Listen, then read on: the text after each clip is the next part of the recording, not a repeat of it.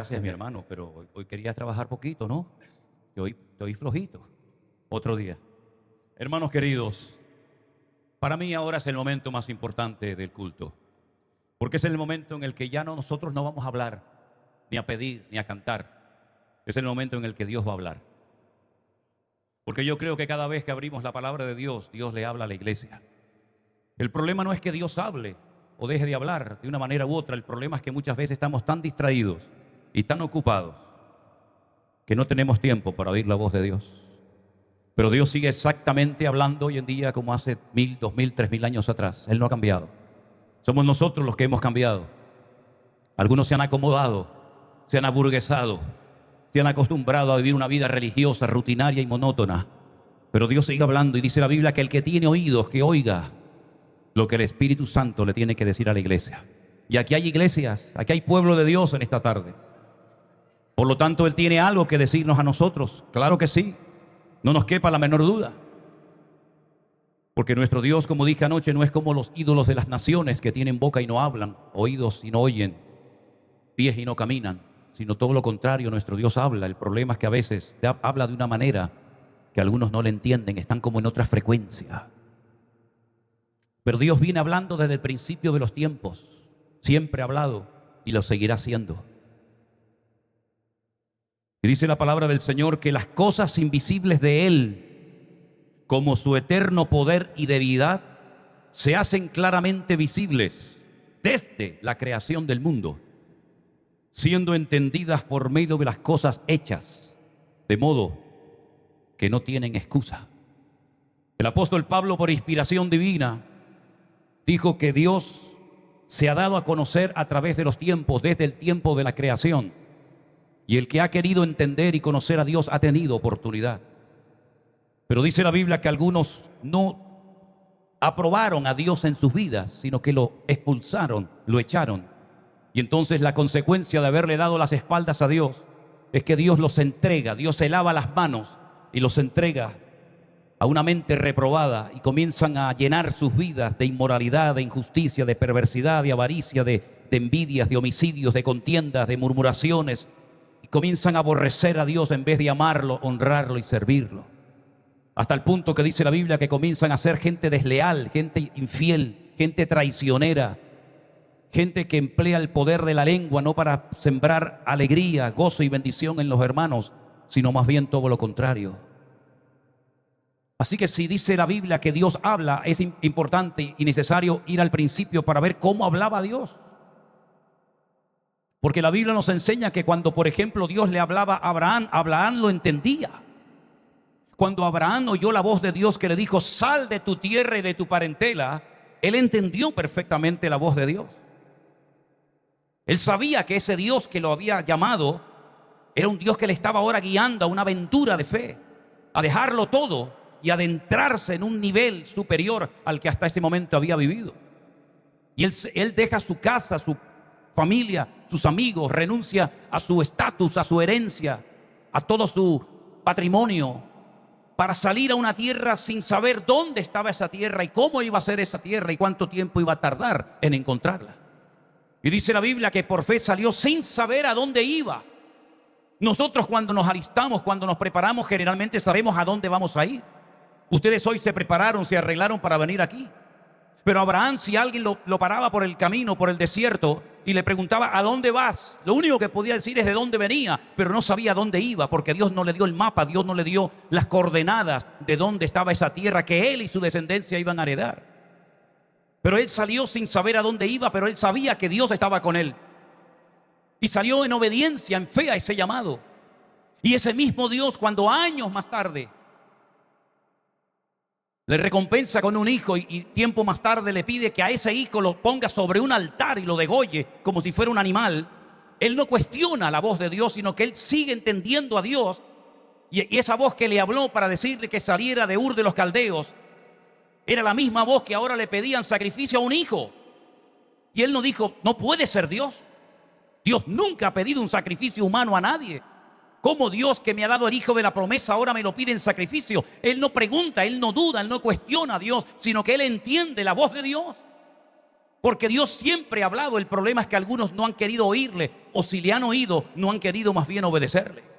Han hecho oídos sordos a la voz de Dios. Dice la Biblia que en el Nuevo Testamento, el día que el Señor Jesucristo era bautizado en las aguas del río Jordán por Juan el Bautista, el Padre Dios habló y dijo: este es mi Hijo amado, en el cual tengo complacencia. Y se oyó la voz audible de Dios, pero nadie la oyó, más que unos cuantos que estaban allí. Y en otra ocasión, cuando el Padre le vuelve a hablar, algunos dijeron: ha sido un ángel o ha sido un trueno. ¿Cómo se puede confundir la voz de Dios con la voz de un trueno? En otras palabras, hay que afinar el oído, y más en este tiempo final y difícil en el que estamos viviendo, para aprender a oír y a interpretar la voz de Dios. Porque estamos rodeados de sonidos permanentemente, desde que nos levantamos hasta que nos acostamos. Constantemente oímos sirenas, constantemente oímos ruido, voces, perros, gente. Pero también Dios sigue hablando en medio de estos tiempos a su iglesia. Y por eso 7 veces, dice el Señor a cada una de las iglesias del Apocalipsis: el que tiene oídos para oír, oiga lo que el Espíritu Santo le está diciendo a la iglesia. Porque todavía Dios tiene mensaje para la iglesia de Getsemaní y para la iglesia de Ebenezer y para todas las congregaciones del mundo. Dios todavía tiene instrucciones, Dios todavía tiene palabra, Dios todavía tiene muchas cosas que decirnos. El problema es: ¿tienes tiempo para oír a Dios o estás demasiado ocupado, querido? Porque es tremendo cuando cristianos me decían en los tiempos de la pandemia: ahora voy a poder orar más que antes, ahora voy a poder escudriñar las Escrituras porque no he tenido tiempo para Dios. Es terrible que un cristiano, un hijo de Dios, lavado, comprado, redimido por la sangre de Jesucristo, diga que no tiene tiempo para su Dios. Oiga, si usted no tiene tiempo para ir al gimnasio, no pasa nada. Si usted no tiene tiempo para dormir todo lo que quisiera, no pasa nada. Si usted no tiene tiempo para ver la televisión o estar tonteando en internet hablando con gente que no conoce de nada, no pasa nada. Pero que usted no tenga tiempo como cristiano para oír a su Dios es una tragedia. Porque para Dios siempre hay que tener tiempo, mi querido hermano. Él tiene que ser lo primero en nuestra vida. Y si no es lo primero en nuestra vida, es que estamos mal, queridos hermanos.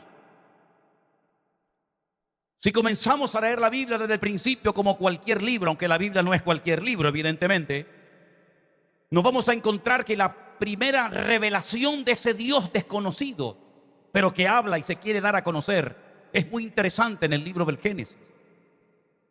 Los libros del Antiguo Testamento, y digo Antiguo Testamento que es una expresión que yo suelo usar muy poco, casi nada, porque yo creo que es lo peor que podemos decir, en el sentido de que un testamento lo hace un señor que se va a morir, y para que no se peleen los herederos hace un testamento. Y Dios no hizo ningún testamento, porque Él no se va a morir nunca.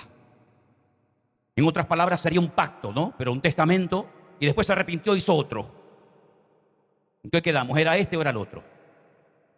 Así que en el antiguo pacto, Dios se da a conocer por primera vez en la historia con un nombre poco conocido, pero que hay que explicarlo, hay que entender por qué Dios utilizó ese nombre cuando comenzó a poner en orden la creación. Y comenzó a dar órdenes con su palabra para darse a conocer como creador. Primer versículo de la Biblia empieza diciendo: en el principio creó Dios los cielos y la tierra. Y fíjese qué incoherencia tan grande, lo mal que se tradujo el versículo 2, que dice que esa tierra que Dios creó estaba desordenada y al mismo tiempo vacía.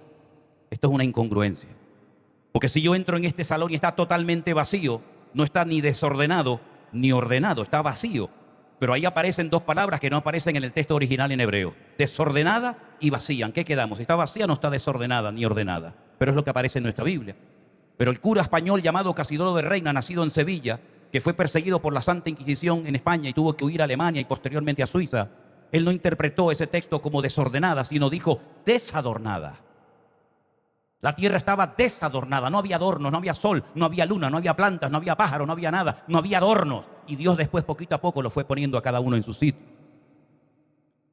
Pero es interesante notar que los libros en el Antiguo Testamento, en el Antiguo Pacto, reciben un nombre diferente a los nombres que tenemos nosotros en nuestras Biblias. Porque en nuestra Biblia nosotros llamamos al primer libro de la Biblia el Génesis, pero en hebreo se llama el libro de Bereshit porque es la primera palabra que aparece, que tiene 7 letras. Y yo me pegué 3 meses estudiando esa palabra, 3 meses estudiando una sola palabra de la Biblia, porque son palabras compuestas. Y dice en el texto original: Bereshit bara Elohim et hashamayim vet haaretz. Y el primer nombre que conocemos de Dios Si empezamos a leer la Biblia desde el principio, es un nombre que se pronuncia Elohim.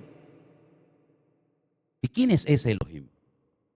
Porque ese nombre que Dios utiliza para crear, para darse a conocer como creador del universo, de todo lo que existe, es un nombre que se utiliza para otras cosas también en la Biblia. Por ejemplo, ¿cuántas veces hemos utilizado a la hora de hablarle a una persona acerca del tema de la idolatría?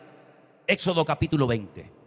Éxodo capítulo 20 es un capítulo que, por lo menos en mi época, cuando testificábamos a gente con un trasfondo católico, para mostrarle que la idolatría es abominación ante los ojos de Dios, sacábamos los 10 mandamientos, pero no los del catecismo, que no tienen nada que ver con los de la Biblia.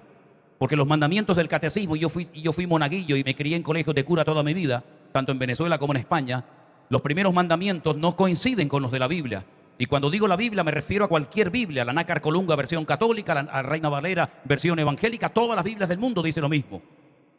Con el pequeño matiz o diferencia de que los católicos llaman a Dios Yahvé y nosotros le llamamos Jehová, pero dice exactamente lo mismo. No tendrás dioses ajenos delante de mí, dice el primer mandamiento. En hebreo dice, escuche bien esto, Lo yiyeh leja Elohim, ajerin al panay. No te pondrás dioses delante de tu rostro, delante de tu cara. Pero acaban de oír otra vez el nombre Elohim. Pero no dice Génesis 1:1 que Elohim, Dios creó los cielos y la tierra. ¿Por qué en Éxodo capítulo 20 se emplea el mismo término, la misma palabra, para decir no tendrás dioses ajenos delante de mí? Es que realmente el nombre Elohim es un nombre masculino en número plural. El género es masculino, pero está en plural porque en hebreo todo lo que termina en in, una pequeña letra llamada yod con mensofit, siempre es plural masculino.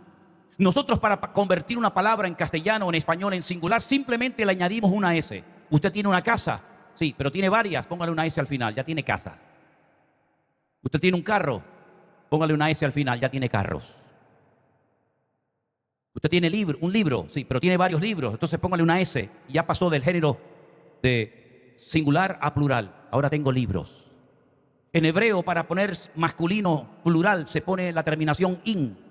Y el primer nombre que aparece en la Biblia para Dios termina en in, Elohim. Luego es un Dios masculino con pluralidad. Y por eso cuando dice no tendrás dioses ajenos delante de mí, tienen que utilizar otra vez la misma palabra, Elohim. Porque la traducción literal de Elohim es dioses. Así que tendríamos que leer en el principio dioses creó los cielos y la tierra. Eso significa de que hay varios dioses en absoluto. Al Señor tu Dios adorarás y a Él solo servirás. No somos como los romanos, como los griegos politeístas que tenían un montón de dioses. El Dios de la guerra, el Dios del amor, el Dios del vino, el Dios de esto, el Dios de aquello. Tenemos un solo Dios. Pero ese Dios, cuando se da a conocer y oímos su voz por primera vez en la obra creadora de los primeros 2 capítulos de la Biblia, encontramos que ese Dios es un Dios plural. Y nosotros sabemos lo que significa ser un Dios plural, que se manifiesta como Padre, como Hijo o como Espíritu Santo. Y no hay ningún dilema en ese tema. Miren, escuchen una cosa. Yo soy padre de 2 hijas, pero también soy hijo al mismo tiempo. No tengo que dejar de ser padre para convertirme en hijo. Cuando iba a la casa de mi padre, yo era el hijo. Pero cuando estoy con mis hijas, yo soy el padre de mis hijas. Es decir, soy padre e hijo al mismo tiempo. No tengo que desdoblarme como una especie de física cuántica. No salgo de aquí para irme por allá, sino que al mismo tiempo usted es padre, usted es hijo, usted puede ser tío, puede ser marido, puede ser pastor, puede ser amigo, puede ser muchas cosas en una misma persona. Y en el Antiguo Testamento, en los primeros libros, encontramos que ese Dios plural es el que pone en orden la creación y comienza a manifestarse como un Dios creador. No pide nada, no hay ninguna orden, no hay ningún mandamiento, no hay ninguna exigencia, sino que Él se está dando a conocer como un Dios capaz de crear de la nada todo cuanto existe. Todo lo que vemos no es producto de la casualidad ni de una evolución, de un proceso evolutivo, porque de la nada no sale nada. Todo lo que vemos es producto del poder y de la intervención de nuestro Dios como creador y como diseñador del universo. El reloj que usted lleva sería un disparate de que usted dijera que ese reloj se creó solo, que se encontraron por ahí una serie de piezas y se juntaron, se pusieron de acuerdo y salió ese diseño de ese reloj. Todo lo que vemos hoy en día tiene forma, tiene diseño y tiene un propósito y tiene un objetivo que realizar. Este púlpito no se creó solo, alguien lo diseñó, alguien le dio esta medida, esta altura, esta anchura, esta profundidad. Todo lo que vemos en nuestra vida y tenemos, todo tiene un diseño y todo tiene un principio y un fin. Pero nuestro Dios fue el que le dio forma y diseño a todo lo que vemos y puso todo en su sitio.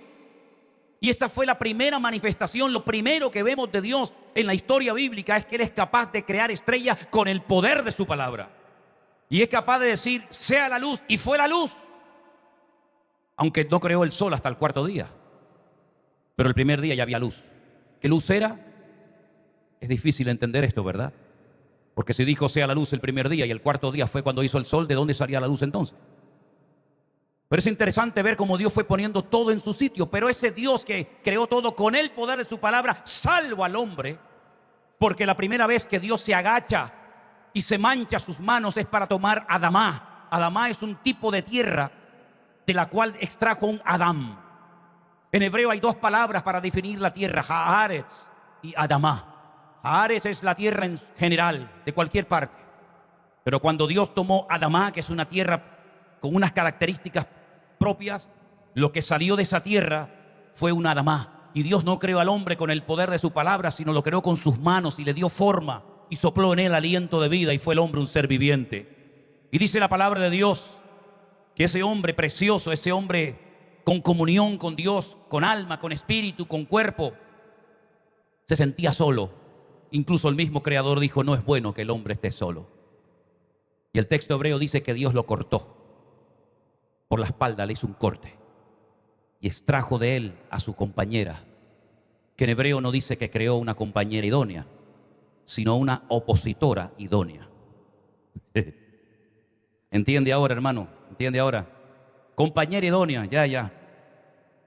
Una competidora que te va a alegrar los días, ¿eh? Eso es lo que dice la Escritura.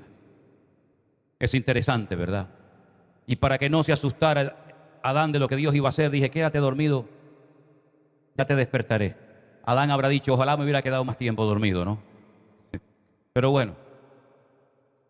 Pero Juan, el apóstol Juan, siglos, mucho tiempo más tarde, dice que esa palabra que Dios hablaba, y esto es algo que nos golpea la mente de una forma tremenda porque nunca lo hemos visto, esa palabra que Dios pronunciaba y que se materializaba en cosas, esa palabra toma forma humana y se encarna y dice que su palabra o el verbo se hizo carne y habitó entre nosotros y vimos su gloria como del unigénito del Padre. Tremendo, una palabra hecha carne, increíble, en la figura del Señor Jesucristo. Y por eso cuando Cristo hablaba, las cosas cambiaban porque el poder de Dios está en su palabra. Y por eso dice, id por todo el mundo y predicar el evangelio, la palabra de Dios, porque la gente no se va a convertir si no escuchan, si no se exponen ante la espada del Espíritu que penetra, ¿verdad?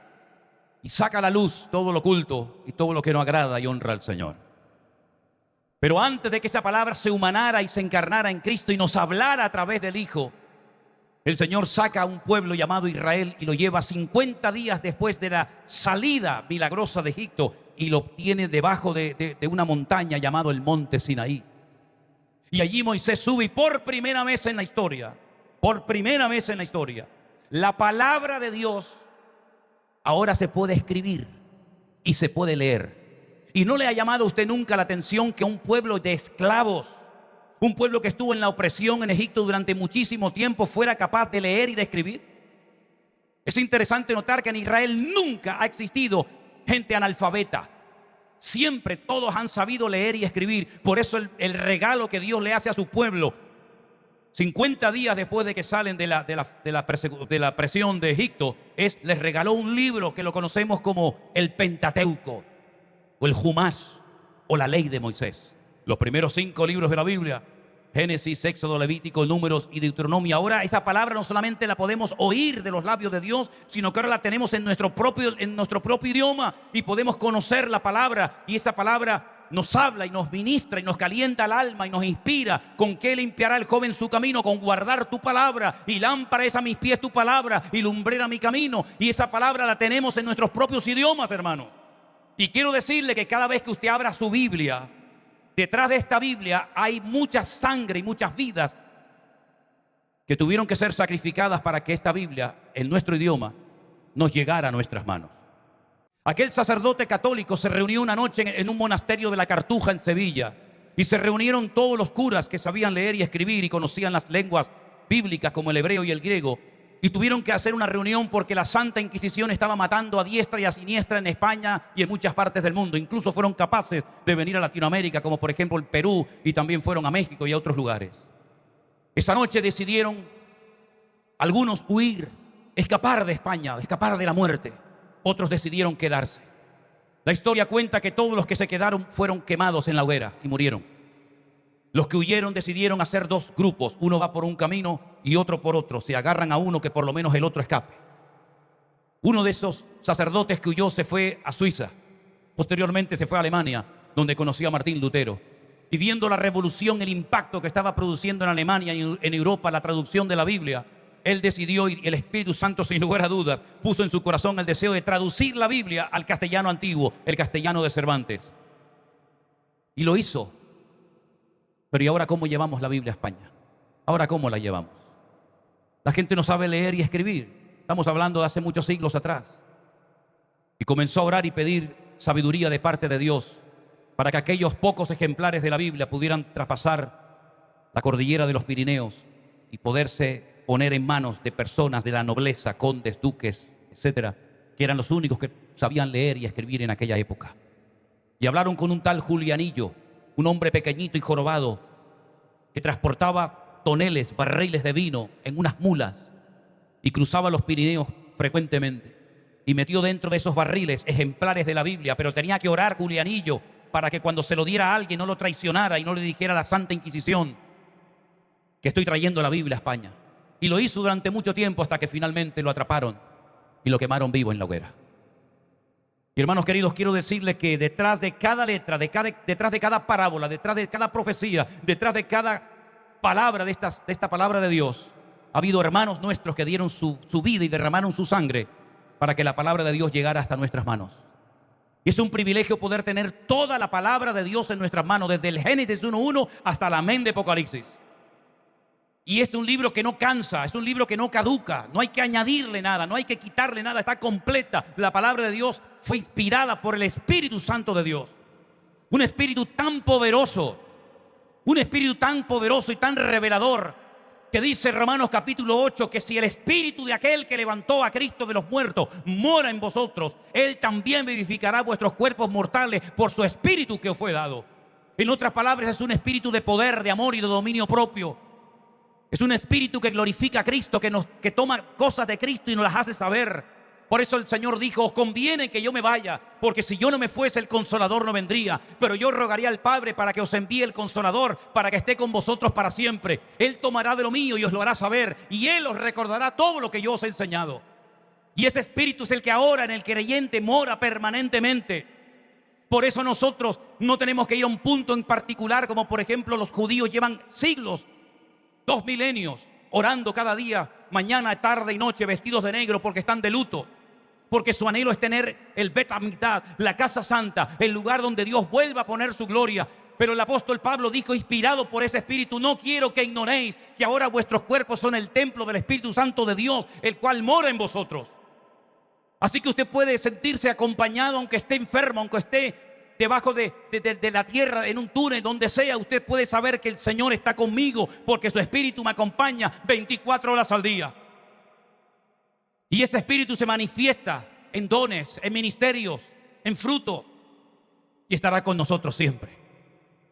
Ahora bien, no siempre los hombres que después comenzaron a escribir otros pasajes bíblicos, inspirados por el mismo espíritu, recibieron todos a la vez la misma revelación, sino que después del tiempo de la creación, donde Dios dio a conocer su poder creador, después de la ley que recibieron en el desierto, vinieron los profetas, los hombres que tenían contacto y línea directa con el Creador, los hombres que eran la voz de Dios en el tiempo en el que les tocó vivir.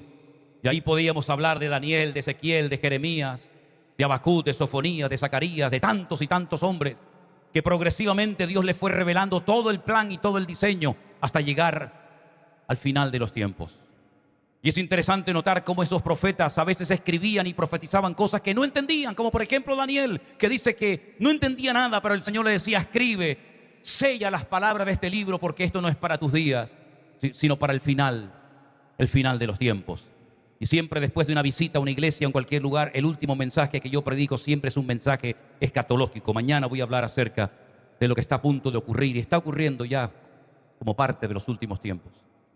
Y es interesante notar cómo ese Espíritu Santo fue inspirando y diciéndole a uno cómo se iba a llamar el Mesías: Emanuel, el que nacerá de una virgen. Y a otro le dijo cómo moriría, crucificado entre malhechores. Y a otro le dijo dónde nacería: en Belén de Judea. Y así fue dando pinceladas hasta llegar al clímax de la revelación divina. Y por ahí se levanta uno de los discípulos de Cristo, llamado Juan, que fue sin lugar a dudas el hombre más cerca del corazón de Cristo en el Nuevo Testamento. Aquel que se atrevió a decirle al Señor en la Santa Cena o en la Última Cena: Señor, ¿quién te va a entregar? Todos le preguntaban: ¿seré yo? ¿Seré yo? ¿Seré yo? Pero él no hizo esa pregunta. Él hizo otra pregunta. Él dijo: ¿quién es, Señor? Porque yo sé que yo no te voy a entregar a ti. Y el Señor le dijo: presta atención, Juan, fíjate bien lo que voy a hacer. Hoy en día hacer eso no tiene ningún sentido. Pero en aquellos tiempos, cuando usted le quería mostrar amistad a una persona, primero lo recibía en su casa. Usted tenía que estar dispuesto a dar su vida por esa persona que acogía en su hogar. Le tenía que acoger con cariño, con amor, lavarle los pies, perfumarlo, darle hospedaje, incluso su propia cama.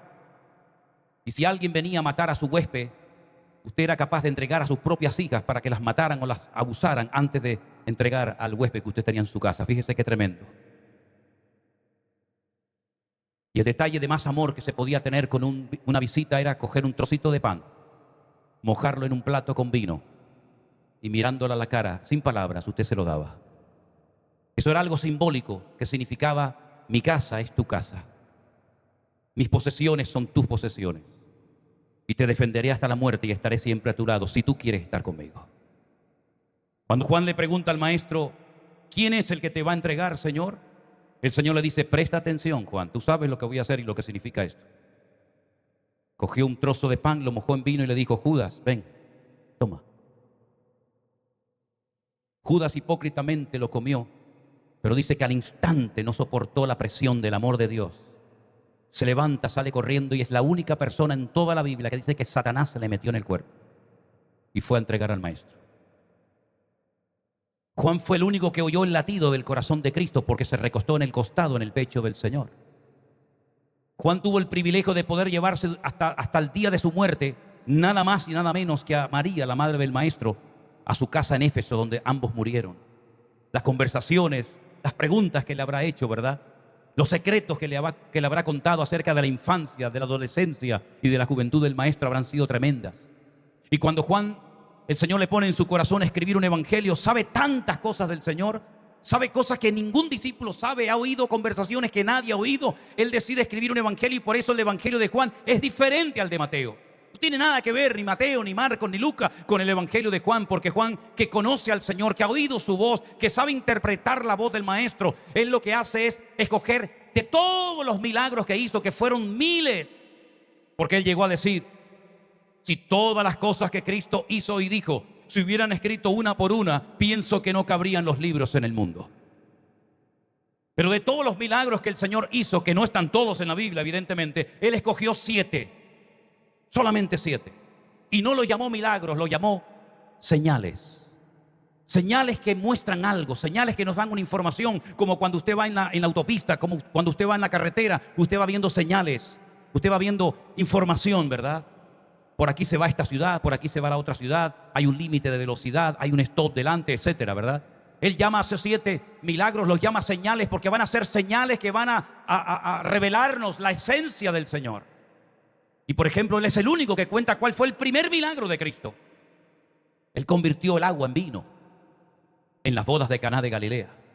Dijo: llenar las tinajas hasta arriba, llenarlas hasta arriba de agua. Los que llenaron las tinajas de agua sabían perfectamente que dentro había agua. Y ahora le dice: cojan y sirvan el vino a los que están sentados en las mesas. Era un acto de obediencia tremendo, porque si yo me acerco y le echo un vaso de agua al novio, o a cualquier invitado lo estoy insultando, me estoy burlando de él en su propia cara. Pero él me ha dicho que meta el cucharón y que le saque agua, pero cuando lo hicieron en obediencia se convirtió automáticamente en vino. Y cuando lo probaron dijeron: ¿de dónde sacaste este vino tan bueno? Y es que el Señor, nuestro Dios, es el Señor de la calidad. Él le da calidad a nuestra vida. Nuestra vida era un desastre. Éramos como la tierra en tinieblas, desordenada y vacía. Pero cuando Cristo vino a nuestra vida, le dio calidad de vida. Nos levantó del polvo, rompió nuestras ataduras, nos echó fuera los demonios que teníamos y nos dio vida, y vida en abundancia. Aleluya. Y por eso nuestra vida ahora tiene color, tiene sabor. Y por eso somos tremendamente atractivos para el diablo, porque el diablo sabe que todo lo que tú tienes, él lo podía haber tenido. Pero dice la Biblia que el que se humilla será enaltecido y el que se exalta será humillado. Él perdió todo, no tiene amigos, no tiene familia, no tiene padre, no tiene iglesia, no tiene pastor, no tiene nada. Es un ser amargado, pero nosotros por el contrario vamos de gloria en gloria, de victoria en victoria, de triunfo en triunfo y de bendición en bendición. Porque mi vida estaba vacía hasta que Él la cambió y le dio calidad. Aleluya. Pero Juan dice: pero hay más cosas que yo sé del Señor. ¿Cómo las cuento? ¿Qué puedo contar para que la gente entienda el poder de mi Señor? Y entonces dice: voy a contar que un día vino un hombre y le dijo: tengo un siervo gravemente atormentado. Y el Señor hace el ademán de ir y le dice: no hace falta que vengas, porque yo soy un hombre bajo autoridad, de autoridad. Y le digo a un soldado: ven, y viene. Y le digo a otro: coge esto y vete para allá, y se va. Y entonces en el capítulo 2 encontramos al Señor de la calidad, pero en el 4 lo vemos en el Señor del espacio, porque le dice: ve, y tu criado ha sido sanado ahora mismo. Él está intentando con ese milagro enseñarnos a todos los creyentes hoy en día que no importa dónde esté tu familiar, no importa dónde esté tu hijo descarriado, no importa dónde te encuentres, la palabra de Dios viaja y llega y te toca, y te bendice y te sana donde tú te encuentras, mi querido hermano. Bendito sea Dios. Y algún creyente aquí presente puede decir: bueno, yo sé que puedo orar por un hermano en la China, que puedo orar por una persona que no está aquí presente, pero ¿y si lleva mucho tiempo esclavo de la droga? ¿Y si lleva mucho tiempo atormentado por demonios? ¿Y si lleva un montón de años descarriado, tirado por las calles como un perro? Juan dice: hay otro milagro que Él hizo. Y vamos al capítulo 5 y lo encontramos en el estanque de Betesda, donde la gente esperaba algo que nunca pasó. Esperaban la visita de un ángel que dice que de vez en cuando descendía y movía el agua, y el primero que se metía era sanado. Nunca se sanó a nadie en Betesda. Era una leyenda popular que se había corrido de padres a hijos, de generación en generación. ¿Por qué no iban al templo a ser sanados? Porque en el templo había inmoralidad, en el templo había corrupción, en el templo había relajo, en el templo ya no estaba la gloria del Señor. El Señor dijo: me habéis convertido mi casa de oración en una cueva de ladrones. Y la gente prefería irse a un estanque de aguas putrefactas, donde no pasaba nada, esperando que un ángel viniera, hasta que un día apareció el maestro y le dice a uno: ¿cuánto tiempo llevas ahí tirado, querido? Y le dice: llevo 38 años aquí. Muchos años, 38 años esperando algo que nunca vas a recibir. La Biblia dice que lo que uno espera, si no viene y lo recibe, se convierte en un tormento al corazón. Una esperanza muy sincera, pero equivocada completamente. Una creencia errónea. Levántate, toma tu lecho y anda. Y el Señor, lo que no hicieron 38 años de larga espera, lo cambió en décimas de segundo. Y ahora es el Señor de la calidad, el Señor del espacio y el Señor del tiempo. Aleluya. Porque para Dios no hay tiempo. Él tiene todo el poder en el cielo, en la tierra y aún debajo de la tierra. Bendito sea Dios. Pero ¿y cuando tengo necesidades, pastor? Cuando no puedo llegar a fin de mes y pagar mis deudas. Le dicen los discípulos: Señor, hay una multitud hambrienta, dile que se vayan. Dice: no, aquí no se va nadie. No solamente no se van a ir, sino que ustedes le van a dar ahora de comer. Y eso es lo que nos está diciendo el Señor a los ministros del Evangelio hoy en día: denle de comer a las multitudes, denles de comer. Saben tanta Biblia, se han preparado tanta escuela bíblica, tienen tanta gente, tienen tantas cosas. Dale de comer a la gente, darles palabra a la gente, porque lo que va a cambiar el mundo no es ni tran, ni trun, ni trin. Lo que va a cambiar el mundo es el poder de Dios y la predicación de la palabra. Eso es lo que va a cambiar la gente. Dadle vosotros de comer, señores, que no tenemos nada, no tenemos recursos. Bendito sea Dios. Cuando no tienes nada es cuando lo tienes todo. Cuando no tienes nada es cuando te haces dependiente. Cuando no tienes nada tienes que orar más. Y cuando no tienes nada te bajo los humos y te quito las plumas del pavo real que llevas encima. Y te tienes que tirar a tierra y decir: Señor, no tengo nada. Y el Señor dice: ahí te quería llover, amigo. Pero el Señor coge los panes y los peces, poquitos, pero con la bendición de Dios lo poco llega y sobra. Y ahí vemos al Señor de la cantidad, que de lo poco hace mucho, con la bendición del Señor. Y en el mismo capítulo 6 lo vemos caminando por encima de las aguas. El Señor que domina la creación, porque en el capítulo 1 de Génesis Él la creó y Él la domina. Pero en el capítulo 9 nos encontramos con una tragedia terrible. Los discípulos, como los judíos eran, siguen siendo muy supersticiosos y ven demonios por todos los lados e interpretan incorrectamente muchos aspectos y circunstancias de la vida. Se encuentran con un hombre que tiene las cuencas de los ojos vacías, no tiene globo ocular, y le dicen: Señor, qué Dios mío, qué tremendo, qué pecado terrible tuvieron que cometer sus padres para tener un hijo así. O incluso él, qué pecado tremendo cometió para no tener ni el globo ocular, lo tiene vacío. Y el Señor dijo: no se confundan, queridos, esto no va así. No es que pecó ni este ni su padre, no estén siempre dándole una interpretación incorrecta a la circunstancia. Este nació así para que hoy todos ustedes sepan que la gloria de Dios se va a manifestar en él, porque el Señor no lo domina nada ni nadie. Bendito sea Dios. Pero llega en el capítulo, ese era el 9, llega en el capítulo 11 la prueba final. Dos hermanas desesperadas llaman al maestro. Lo han atendido durante toda la vida en su casa, lo han atendido a cuerpo de rey, nunca les ha faltado nada. Además, el Señor siempre viene con gente. Y usted sabe que cuando uno llega a la casa le dice a la esposa: vengo con 7 amigos que van a comer, te va a decir: ven un momentito, vamos a hablar a la habitación. Dice: ¿qué estás haciendo? ¿A quién has traído? Marta y María sabían que el Señor siempre venía acompañado con un montón de gente.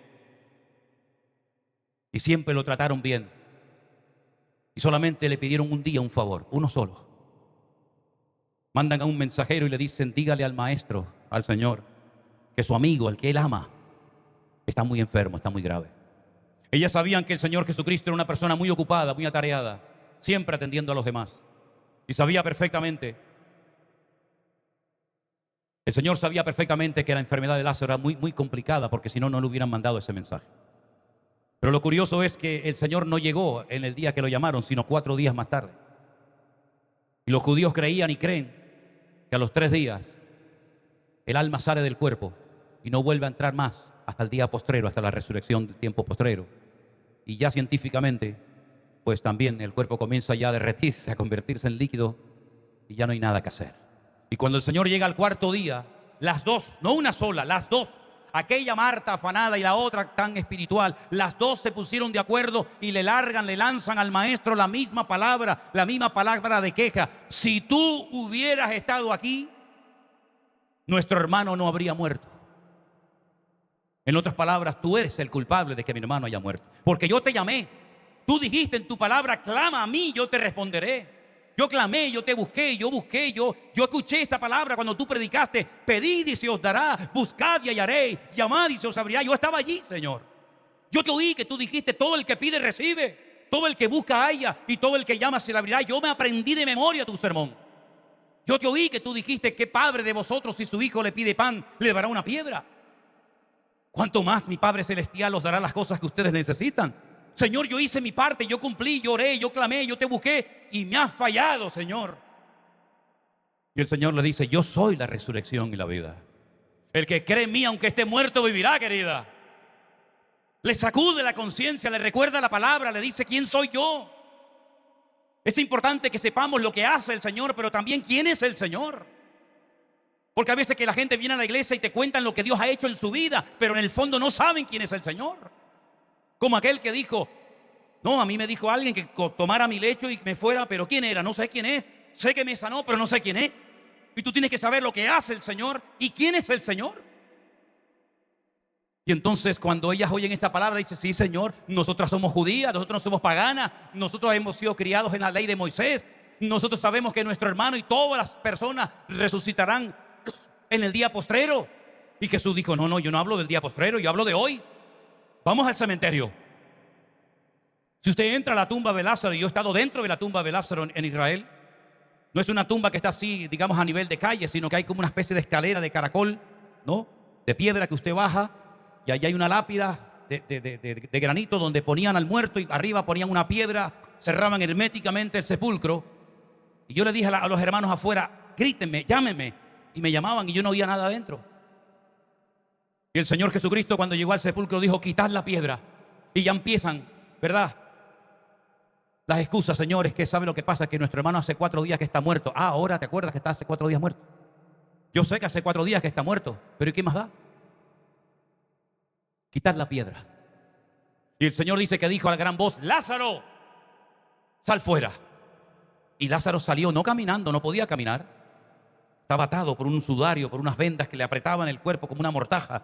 Y salió dando saltitos como un canguro.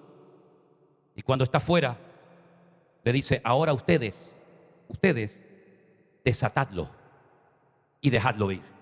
La gente que viene a la iglesia, escuche bien, espera un momento. La gente que viene a la iglesia del mundo, vienen muertos en sus delitos y pecados. Aunque coman, respiren, tengan dinero, viajen o lo que sea, están muertos espiritualmente hablando, porque su espíritu está desconectado de la fuente de la vida, que es nuestro Dios y Creador. Y cuando aceptan a Cristo, nacen de nuevo. Él os dio vida cuando estabais muertos en vuestros delitos y pecados.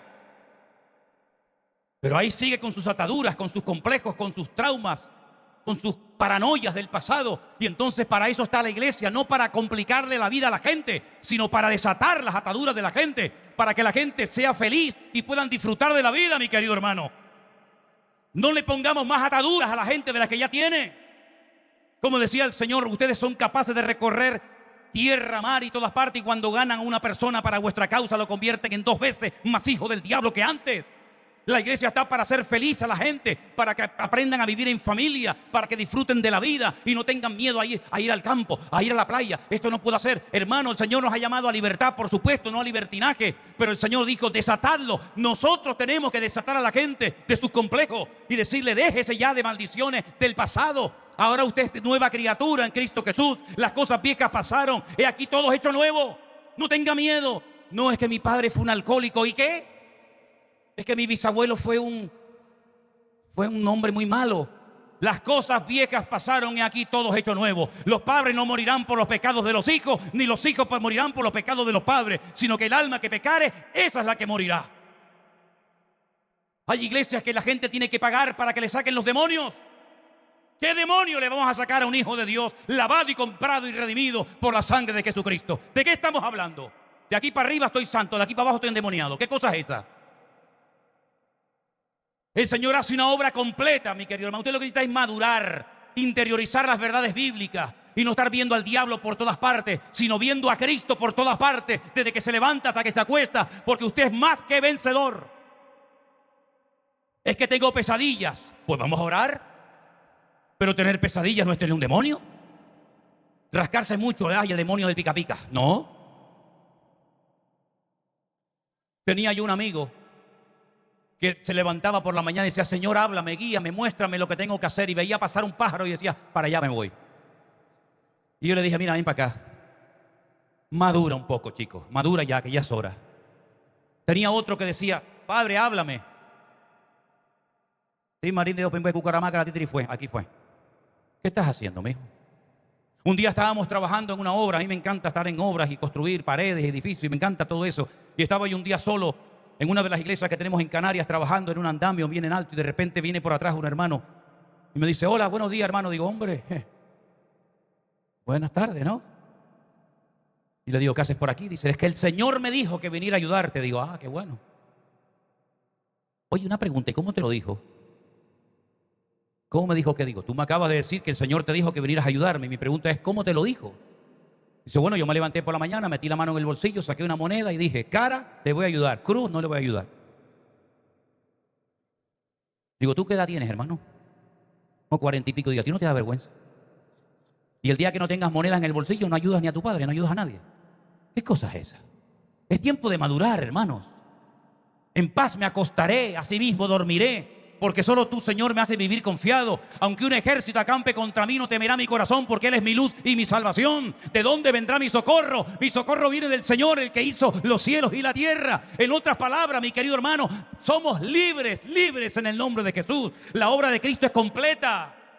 Viva en paz, hermano. Vea al Señor por todas partes. Disfrute de sus hijos, de los nietos, de su mujer, de su marido. Disfruten de la vida, mis queridos hermanos. No estén todo el día asustados, todo el día viendo al diablo por todas partes, todo el día quejándose. No, cuando usted conoce la voz de Dios, cuando usted tiene comunión con el Señor, usted dice: qué privilegio tan grande haberte conocido en mi vida, Señor. El Señor habló en la creación. El Señor habló a través de los profetas. El Señor habló a través de las leyes del Antiguo Testamento. Pero mire lo que dice este versículo y termino. Dios, habiendo hablado muchas veces y de muchas maneras en otro tiempo a los padres por los profetas, escuche bien, en estos postreros días nos ha hablado por el Hijo, a quien constituyó heredero de todo y por quien asimismo hizo el universo. Él es el resplandor de su gloria, Él es la imagen misma de su sustancia. Él es el que sustenta todas las cosas con la palabra de su poder. Él es el que efectuó la purificación de nuestros pecados y se sentó a la diestra de la majestad en las alturas y fue hecho superior a los ángeles. Y ante Él se doblará toda rodilla y toda lengua confesará que Él es el Señor, para gloria de Dios el Padre. Fuertes aplausos al Hijo, fuertes aplausos al Mesías, al Hijo de Dios. Bendito sea tu nombre, Señor. ¿Usted quiere que Dios le hable? ¿Usted quiere que Dios le hable? Métase en su habitación. Cierre la puerta, apague el teléfono, póngase de rodillas y su Padre que le ve en secreto le recompensará en público. Déjese de estar todo el día y dice: pastor, ore por mí, dime palabra, pastor, dime palabra. Digo, pero usted se cree que yo no tengo otra cosa en la vida más importante que hacer que estar todo el día dándole palabra a usted. ¿Usted ora? No. ¿Usted lee la Biblia? No. Dice, entonces, ¿qué quiere? ¿Usted qué quiere? Teníamos un hermano hace muchos años en una de nuestras iglesias que estaba todo el día quejándose. No tengo dinero, no puedo pagar esto, no puedo pagar lo otro. Todo el día pidiendo oración. Venía un pastor, por favor, ore por mí. Venía otro, por favor, ore por mí. Y un día yo lo llamé aparte y digo, una pregunta, hermano, ¿tú oras? Sé que no tengo tiempo para orar. ¿Y lees la Biblia? No mucho. Digo, ya está bien, ya está bien. No te vamos a seguir malcriando ni pasando la manita por la espalda. Porque aquí no estamos para pasarle la mano a nadie, aquí estamos para formar soldados en el ejército de Jesucristo. A partir de ahora usted doble rodilla, a partir de ahora usted busque el rostro de Dios, a partir de ahora usted haga su parte y Dios le va a sorprender cada día con milagros, señales y prodigios en su vida. Si usted quiere que Dios le hable, tenga comunión y relación con el Señor. Si usted quiere que Dios le hable, conozca al Hijo como su Señor y Salvador personal. Mire, yo no sé lo que tienen las madres, no sé lo que tienen las mujeres que son madres, pero cuando su hijo pequeño lloraba, ¿usted no reconocía su llanto? Usted decía, ay, el niño está llorando. Y había una guardería con 500 niños y el que lloraba era el suyo. Usted lo reconocía inmediatamente. Se hizo un experimento recientemente en Europa. Había un rebaño de ovejas enorme y decían a la gente, venga y llame a las ovejas. Las ovejas no hacían ni caso. Pero en el momento en el que aparecía el pastor de las ovejas, el pastor hacía un mínimo gesto, una pequeña exclamación, y las ovejas inmediatamente venían corriendo porque conocían la voz de su pastor. ¿Conoce usted la voz de su Dios? ¿Por qué tantos creyentes se equivocan? ¿Será Dios? ¿Será el diablo? ¿Seré yo? ¿Estaré equivocado? ¿Será la voluntad de Dios? ¿No será la voluntad de Dios? Porque no conocen de verdad la voz de Dios. Están jugando no sé a qué. Han perdido tanto tiempo en juguetes y en tonterías que se han olvidado de afinar el oído para aprender a discernir y a oír la voz de su Dios. Y hoy en día más que nunca la iglesia tiene que prestar atención a lo que el Señor está diciendo. Y Dios desde hacía muchos siglos no hablaba tan claro como en aquellos días de la pandemia. Habló muy claramente a la iglesia. Algunos entendieron el mensaje y otros todavía no se han dado cuenta de nada. Algunos oraban para que volviéramos a la normalidad. Yo oía creyentes que decían, vamos a orar porque tenemos ganas de volver a la normalidad. Y yo decía, Dios mío, la normalidad es esta. Esta es la normalidad, tener tiempo para orar, tener tiempo para la familia, tener tiempo para leer tu palabra. Esta es la normalidad, debería ser lo normal y no todo lo contrario. Hay creyentes que llegan a la cama tan cansados después de haber trabajado todo el día que no tienen tiempo para orar, pero dicen, Señor, bendíceme, guárdame todo. Amén. Pero ¿cómo va usted a vivir una vida cristiana de esa forma tan mediocre, tan pobretona, tan anoréxica, espiritualmente hablando? Usted tiene que meterse en la palabra, conocer al Señor, dialogar con Él, sentir su presencia, hermano, prepararse cada día y no vivir una vida de aventura espiritual, sino de seriedad, de honestidad, de santidad, de orden, de obediencia en el Señor. Después se quejan si no les salen las cosas como ellos querían, pero es que tienes que romper tu agenda, querido.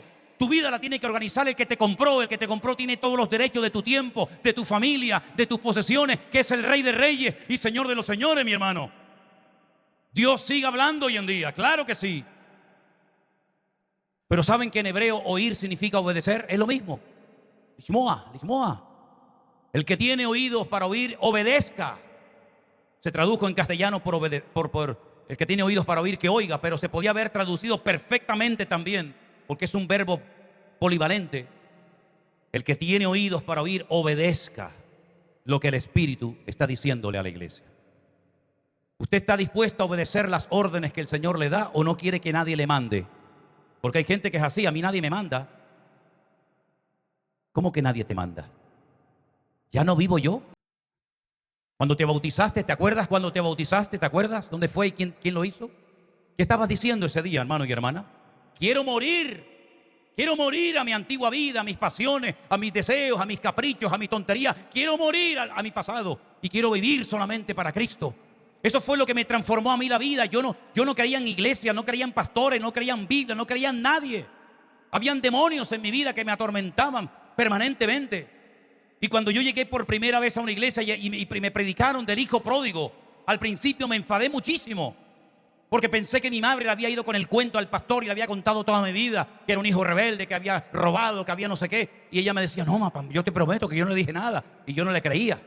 Y después me di cuenta de que era el Señor el que me estaba hablando ese día. Cuando yo ese día entendí que alguien en el universo se había humanado, se había encarnado y había venido a este mundo y había llevado el peso de mi pecado, de mi culpabilidad, de la basura que llevaba por dentro, y se lo había llevado a una cruz y había muerto en mi lugar en una cruz y lo habían metido en una cueva, en un sepulcro durante 72 horas. Aparentemente se había terminado todo, ya no hay milagro, ya no hay sanidades, ya no hay liberaciones, ya no hay nada, ahí te quedas.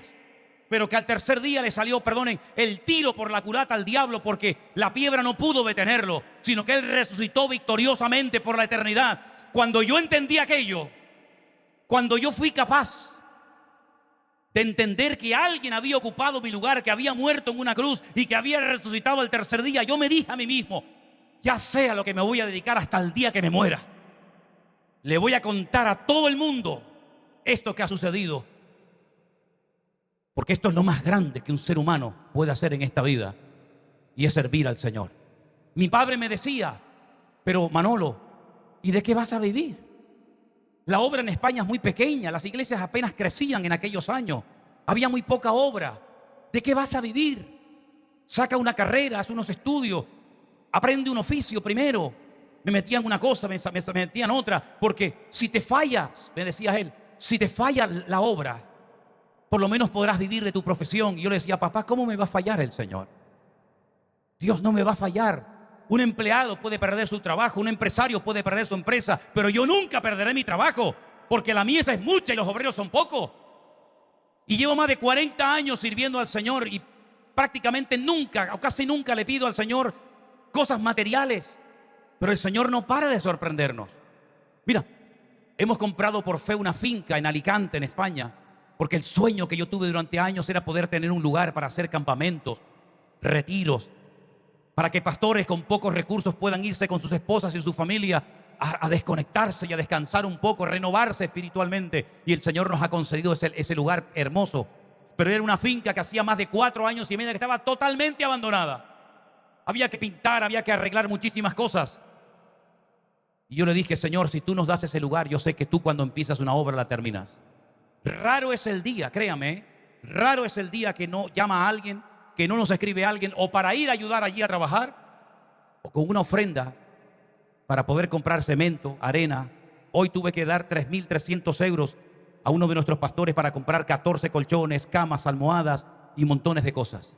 Y Dios nos sorprende de una forma tremenda. Aún no había empezado el culto y una hermana se me acercó y me dice, hermano, esta ofrenda, que ni la he abierto, esta ofrenda es para la obra en Alicante.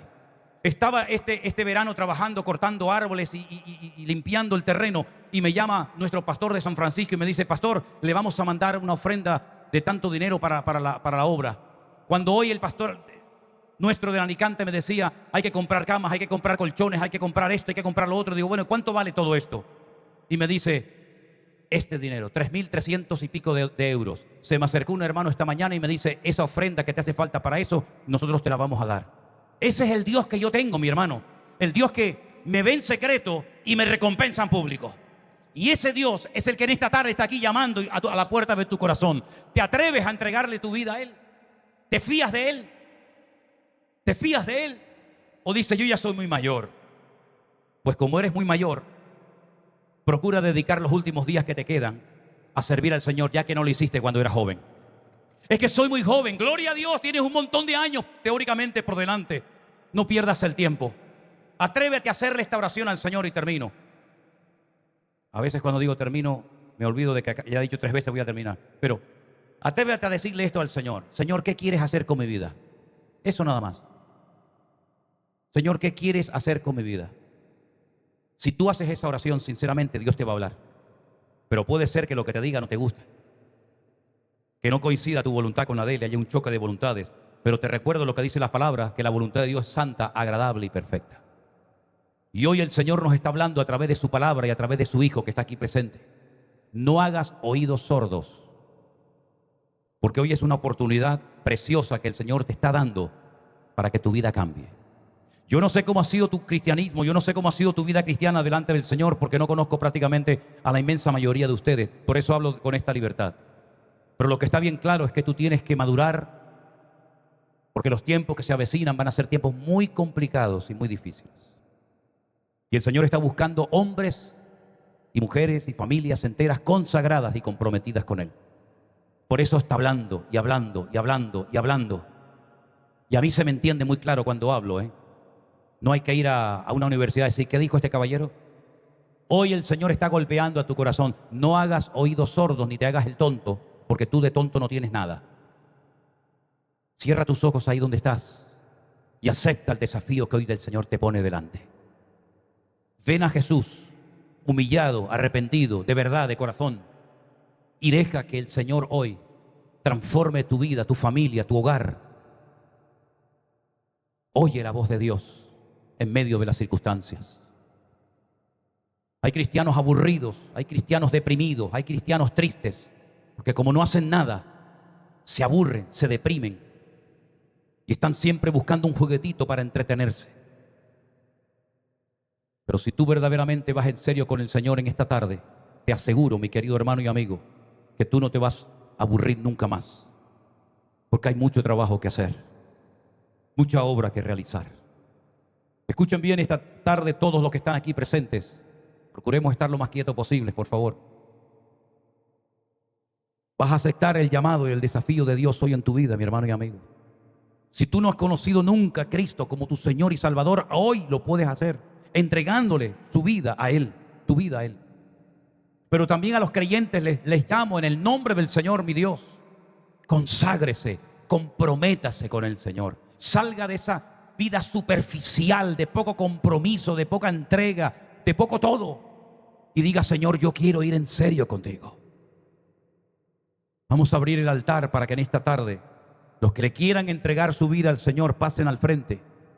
Y para que los hermanos y hermanas creyentes en Cristo Jesús que quieran comprometerse con la obra del Señor, usted también pueda dar un paso de fe adelante y pueda decirle al Señor, aquí estoy, Señor. Aquí hay gente que ha huido del llamado de Dios durante años. Pero hoy el Señor te recuerda que cuando Dios llama, no se retracta ni te tiene que pedir perdón. Aquí hay gente que estuvo sirviendo al Señor con un deseo tremendo y se han olvidado de ese servicio que le prestaron al Señor. Ven a Cristo en esta noche, mi hermano. Inclina tu rostro, por favor. Vamos a orar en esta tarde a nuestro Dios.